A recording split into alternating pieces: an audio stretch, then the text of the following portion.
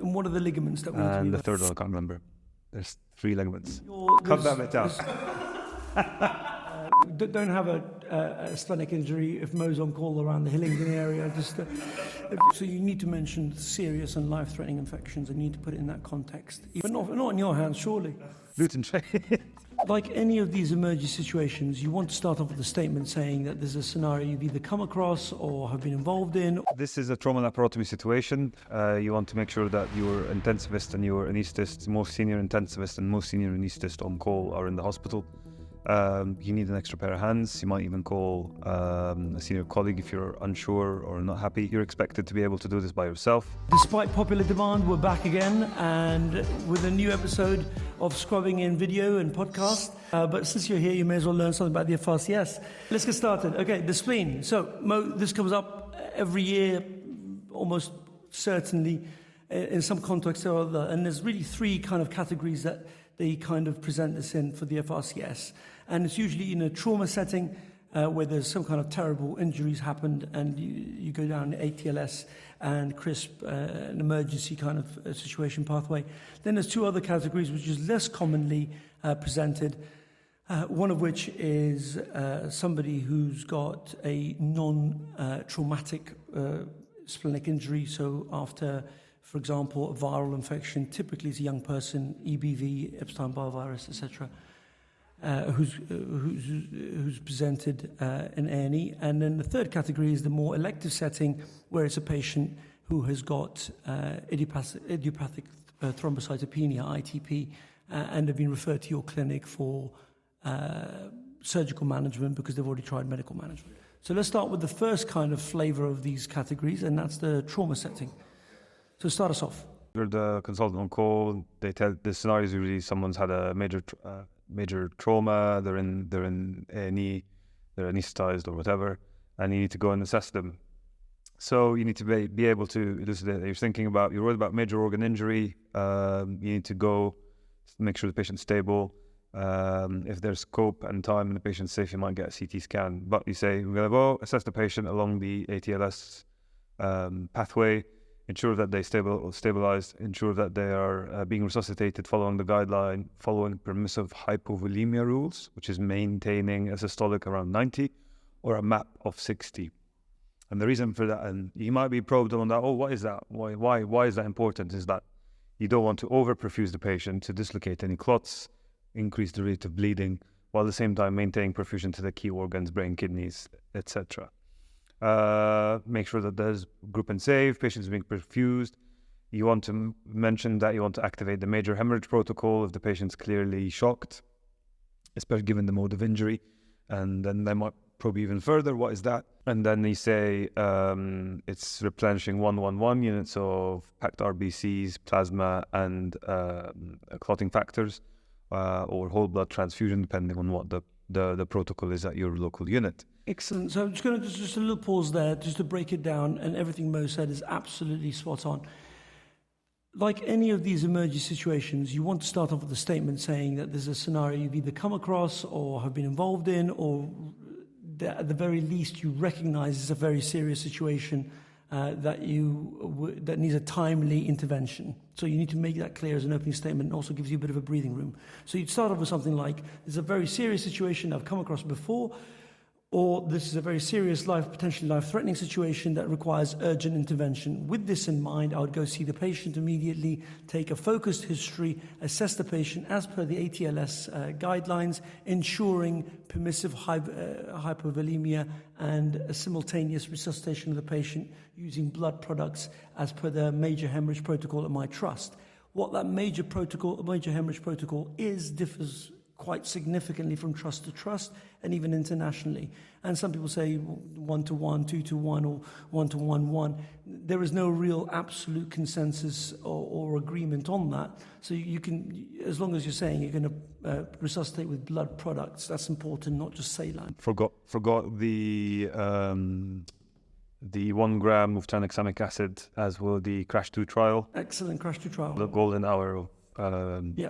So if it's within the first hour of the trauma occurring, then you say you give them tranexamic acid, you assess the patient while simultaneously ensuring the resuscitation, adequate lines, etc. And then they will kind of give you a scenario whereby the patient is either very unstable and not responding, or a transient responder, or they'll give you a responder, i.e. you've got time to get a CT scan. And with any trauma situation, ideally that's what you want. You want a pan-CT trauma protocol to establish to confirm the diagnosis and your suspicion, and also to look for other injuries as well. But however, just be aware, they may give you a scenario where everything's in a really bad state, the patient's in physiological extremis, so the blood pressure's, they've got the patient head down, the blood pressure's still low despite resuscitation, in which case you may go straight to theatre. Depending on which one of these two you go down, ultimately in this kind of scenario, you usually end up going to theatre, whether it's with a CT, rather after a CT or before one. Okay, so you have got a patient, let's say they give you a CT or they haven't, it doesn't really matter. They've got a patient, clearly shows that they've got, they may show you a CT scan where there's lots of fluid everywhere, the hemoglobin on the venous gas is 79 or something very low, having previously been very well patient, and you're going to go to theatre. You're going to say, I'm going to prep the patient for theatre, and you're going to say what in terms of your resources? You're going to say... This is a trauma laparotomy situation. You want to make sure that your intensivist and your anaesthetist, most senior intensivist and most senior anaesthetist on call are in the hospital. You need an extra pair of hands. You might even call a senior colleague if you're unsure or not happy, especially if but you're expected to be able to do this by yourself. And from the outset, you want to have a self-saver. You want to have lap pads available. Because you're expecting a situation where you have to pack the abdomen and you need to go do a quick trauma laparotomy. There's an excellent resource. There's a video from a couple of years ago, ASGBI, I think, was back in the pandemic. They did an excellent trauma laparotomy by the guys from Edinburgh. We'll source the link and find it for you. But it was an excellent way to talk through what the major zones are. So you've quite right. You're going to go to do a laparotomy. There's several things you need to do. Here you want to make a statement along the lines of this patient is in physiological extremis and needs an emergency laparotomy. With this in mind, I will mobilize my material and human resources. Your material resources are going to be the kit that you need, which is going to be cell saver, Omnitract if you have it, lap pads, packing, 2 suctions, retractors, ligature material. Might need an energy device, although it's not a lot. Lots of clamps, lots of clips, and lots of blood products ready, as from your prep from before. Well, you need to brief people that when you open the abdomen, you might lose the blood pressure. Yeah, before you go that, you want to say something along the lines of, you're going to speak to the intensivist, you're going to speak to maybe the hematologist, you're going to speak to your theatre scrub team, you're going to speak to your another colleague if it's a complicated one. For example, if they had multiple laparotomies before, you may need a more experienced person next to you or around if that's possible. You also want to mention that you're going to speak to the patient, consent them for a laparotomy and what is required, and also stratify or quantify their risk as per the NELA or PPOSM, usually NELA. Now that you have your human and material resources, you're going to go to theatre and you're going to say something along the lines of, in an appropriately consented and prepped patient, I would start off by doing a trauma laparotomy. Trauma laparotomy, how are you going to do that? Before we cutting open, so there are things we need to prepare, like you said, all the materials and resources, but also brief that might be a transient drop in the blood pressure and your... Good communication with the anaesthetic. Good communication with the anaesthetic team, your assistant and the scrub nurse, because you're mopping up all the blood, you're packing the abdomen, gaining control, and then going in a systematic fashion inspecting the abdomen. So with your cell saver, your 2 suckers, everyone's ready and ready to go. You open up, suck up all the blood, put large packs in 4 corners of the abdomen and the pelvis, and you're going about inspecting the zones of the abdomen in a systematic fashion. Excellent. Before we go to the zones, that's very important. So exploratory laparotomy, where you're going to assess and pack as you go along, ideally starting from the area that you think is furthest away from the trauma site, working towards the spleen in this scenario. So you're going to do that in a systematic fashion, and then Mo, you're going to take us through the zones. What are the zones? Great vessels in the midline of the abdominal cavity, that's zone 1. Zone 2 is further lateral to that, which basically covers the kidneys in the back, duodenum on either side, mesenteric vessels, and then you're going, and then spleen as well. And zone 3 is the retroperitoneum. Yeah, zone 3 is the retroperitoneum and pelvic organs, I think. So don't lose sight of the other things, because they may say that maybe a patient, you're just focused on spleen, but they've actually got a duodenal injury as well, or they've got bladder rupture. Don't forget diaphragmatic injuries. Exactly. Definitely an upper GI surgeon there, I would say that. In this scenario, you've cleared all the organs. There's no retroperitoneal, big retroperitoneal hematoma, which is dealt with differently. We can cover that at the end, but you've identified that the spleen is shattered. It's hemorrhaging blood.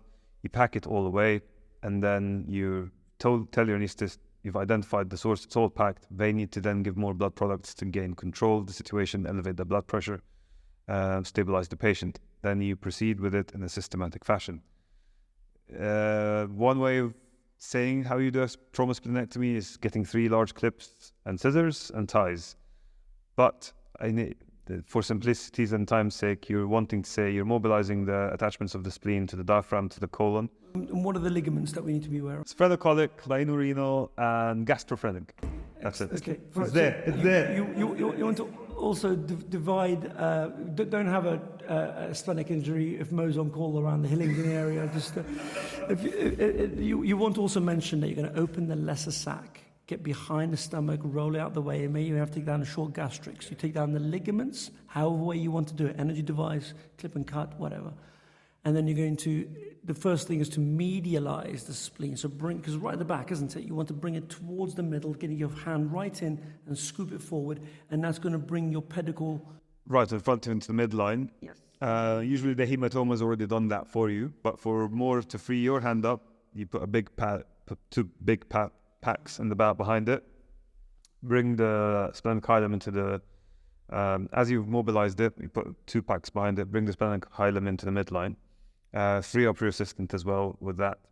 Then you're identifying the greater vessels and the splenic artery and vein, usually in their one bundle, and you can take with one big clip. You try and mind not to catch the tail of the pancreas with this. And that's the thing that you've got to be aware of, because that's one of the things that comes up, because you get pancreatic leak afterwards, and you've got to be careful. And if they want to mess with you and turn this into a long case for HPB, they can turn this into a pancreatic. Yeah. In which case you usually manage it with drains and fistula, and then we can talk about that later. But purely for the trauma scenario, you've medialized the spleen, you've got the vessels in your hand, you put a big clamp across, then you could choose how you divide it. You could use a vascular stapler if you're really fancy in West London, like this guy. Otherwise, most of us paupers would just put 2 clips on it, divide. We'd put 2 clips on it, and don't forget to say that you're going to leave a drain. Yeah. And again, you're communicating with the anesthetic team about what's going to happen, and blood products and blood transfusions should be ongoing. If this is a long trauma scenario, they can tell you the patient's been cold for a long time. Do you consider leaving him open? Do you consider leaving him closing? Things like that. Trauma scenario, you might even volunteer that information, say, we're going to, at this point, the aim is to get all of this operating done within an hour. Yeah. If it's taken longer than that and the patient's hypothermic, might consider leaving him open and bringing him back in 48 hours to re-explore. You also want to mention that we're going to leave a catheter in with a abdominal compartment monitor sensor for abdominal compartment syndrome. We're going to leave a drain in the splenic bed where it used to be to monitor for pancreatic juices. We're going to get a drain amylase level recorded at 48, 72 hours anyway before you take the drain. You might consider in the post-op instructions central line and TPN, because that might be an IDS for a long time, antibiotics, and then encapsulated bacteria vaccines. Yeah, so we've now done our trauma laparotomy, whether you've been able to close the patient or you have to leave it open, as Mo said. You remove the spleen, you're going to close or leave open, depending on the scenario. And then much of what Mo's talked about is relevant to a lot of other emergency situations, not just this one, in terms of nutrition, leaving the abdomen open, fluid losses, drains, and multidisciplinary teams. So you want to make sure that you say all of those things. And we've previously talked about it, so we're not going to dwell on it, but these are things that you need to say, because they may give you a scenario where the patient's being found by a riverside in the middle of December and have been cold for a long time. Or you may find that it's the opposite, which is a very fresh acute injury and it was in a car crash. Either way, you're going to tailor-make your approach. So let's assume you've done your splenectomy, then we're now talking about the post-operative period. The post-operative period, the things to watch out for are infection, delayed bleeding, nutrient deficiency, ileus, and so on. Okay, they're going to go to ITU. Okay, these patients are not going to go to the ward. Even if they're young and fit, they're going to go to ITU, certainly for the purposes of the exam. Then afterwards, it's about the aftercare. There's a couple of things that we need to talk about, and that's the patient's going to be asplenic, so they're going to need some vaccines. The vaccinations are against encapsulated organisms, which are Haemophilus, pneumococcal, streptococcus, basically the encapsulated organisms, and that's the phrase you want to use, encapsulated organisms. And you usually give that 14 days after the trauma laparotomy took place. Now, with COVID being in the foreground, you would want to probably mention that you'd want to give seasonal flu and COVID as well, although exactly how relevant that Worth is. liaising with your microbiologist. Exactly, and you will say that as part of your MDT approach. You're going to speak to hematology, you're going to speak to microbiology intensivists, nutritionists, dietitians, physios, etc. Okay, so you've done your vaccination and the patient's about to go home. You're going to think about OPSI long-term, which is overwhelming post-splenectomy infections. Exactly. And that usually happens in the first 2 years. It can be extremely serious, and we need to give people antibiotics to safeguard, prophylactically to safeguard against that. And there's been some controversy, as we've talked about before, in terms of how long you give that for. It used to be lifelong for everyone, but now It's 2 years. Now more units are doing it for 2 years. And it's usually either a broad spectrum like a penicillin V, or it's going to be, if they're penicillin allergic, it's usually clarithromycin. Again, you'll be guided by your microbiologist as to the local protocol for bacterial prophylaxis. Splenectomy. That's splenectomy for the For trauma splenectomy. So we're now going to talk about the other categories, but not go through the whole scenario again, because a lot of it is going to be similar. So this time around, you're going to get another trauma kind of call, but it's not been so bad. The patient isn't quite in physiological extremis. They're tender and they're left. Got a bit of bruising, a handlebar, or a seatbelt sign, or something along the abdomen, and you will be allowed to proceed to doing your ATLS assessment and simultaneous resuscitation, and you end up getting a CT scan, and they put a scan in front of you that's usually really fuzzy, and you will say that it will be something like there's a little bit, there'll be either active extravasation or there won't be speaking eternal. Do we need to talk about the criteria of grading solid organ injury? You know, the grade 3, grade 4, things like that. There are grades. They're more radiological and do not necessarily correlate with the clinical findings. But it's good to know briefly what they are. So look them up, the grading system. But you don't really, it's more the physiological condition of the patient that's going to be important. So even somebody with a grade 2 may be unstable, whereas somebody with a grade 3 may not be too bad. True.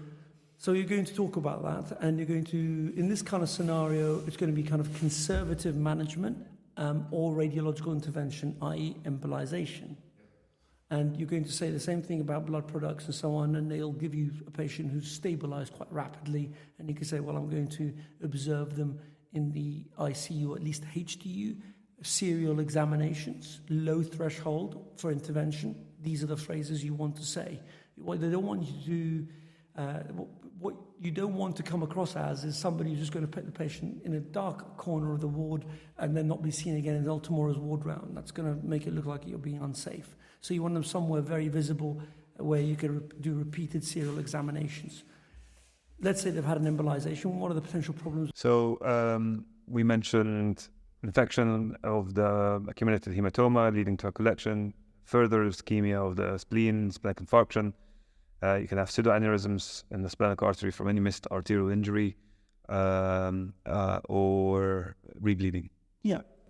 They may not be able to control it. Sometimes you may get a scenario where it's conservative management and they say, okay, that's good, it's been fine overnight, and then tomorrow morning you come and do the ward round and he or she has now gotten a lot worse, and then you've got to be prepared for the scenario to progress onto you having to go to theatre and doing a laparotomy.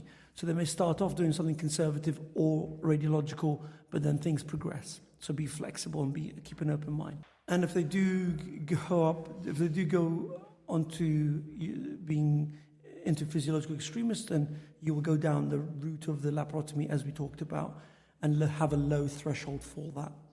Do not sit on a patient that's continuously got low blood pressure, and they're saying, okay, the blood pressure is still 80. It's still 80. It's still 80. Oh yeah, I'll give them a couple more hours and come back in the afternoon. You don't want to go there. They're trying to hint that this has not worked. Your initial measure, your conservative or radiological measure hasn't worked, and the scenario has progressed.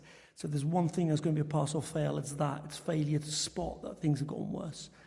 And if they have got worse, just because you're already going to say, I'm going to have a very low threshold to taking this patient to theatre, then you go down the theatre route. So that's the second category. You want to talk about a lap splenectomy? A laparoscopic splenectomy. So a laparoscopic splenectomy, I would potentially avoid. I know, of course, it can be done in a trauma, in an emergency setting as well. For the purpose of the exam, I'd be careful about going down that route. Certainly for the elective, which is kind of the third category, which you may get, and that's you're in clinic and the hematology colleague, she's referred you or he's referred you a patient who's had long-standing idiopathic thrombocytopenia, ITP, or some other kind of condition that's related. It's usually ITP, whereby steroids and medical therapy has not been successful, and the patient is, and they've had scans, and the patient's got a massive spleen. They're still thrombocytopenic, so they want you to consider a elective splenectomy. And that's going to be more for the upper GI surgeons. Rather, it would be unlikely for anybody who's not upper GI to be asked that question. And then you're in a clinic setting, you're seeing the patient to consider splenectomy, then laparoscopic surgery is a potential option. So patients in clinic, a 31-year-old female patient who has got ITP, has been under the hematologist for several years, has tried all the medical drugs and therapies that are available in the guidelines, and has not, unfortunately, the therapy's on. Failure of medical management. Yeah. So what are you going to do? You're going to start off by taking So meet the patient, go through the history, background, take stock of her symptoms. You want to highlight if there's any current steroids that she's being taken, any previous abdominal surgery, any previous supracolic compartmental surgery, shall we say, that might complicate your approach. But not in your hands, surely. They've had Whipples, you're fine. Gluten trait. And then you want to examine the patient, check for scars, check for body habits, and then you're moving on to consent. Yeah, so you're going to start off by saying, I would approach this by taking a focused history and examination, the salient or the important points being the general medical condition, the previous history, any drug therapies they're on now, and the social circumstances. Yeah, immunosuppression in particular, the social circumstances, smoking status and so on, BMI, and then you're going to say, the investigations are largely done by then, but you want to say that you would still repeat some of the investigations, particularly blood tests, coagulation profile, etc., if it's not been done for a long time.